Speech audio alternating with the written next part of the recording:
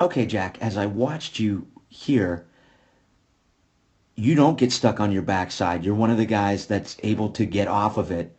But we just want to work on how we feel ourselves get into the ground with our stride before we start to come forward with our top half. As you watch your bat, you can see how we're starting to move first with our arms before we get to rotating. And that's what causes this up and around type of action.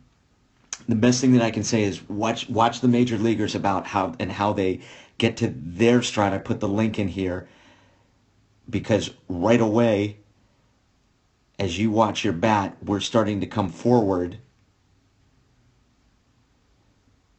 As I just kind of roll my finger, you can see how your top half starts to come before as we get into the ground and get toe heel, like everything should still be back at that point, right? And you can see how we're just starting to come forward before we get into our immediate preparation with our toe heel here.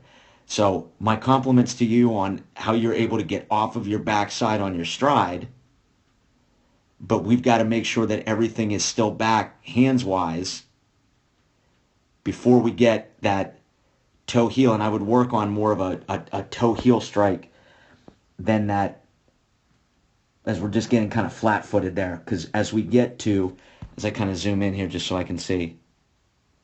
So even as we get to toe strike there, you can see how we've already started to come forward a little bit with our top half. See how your bat starts moving forward?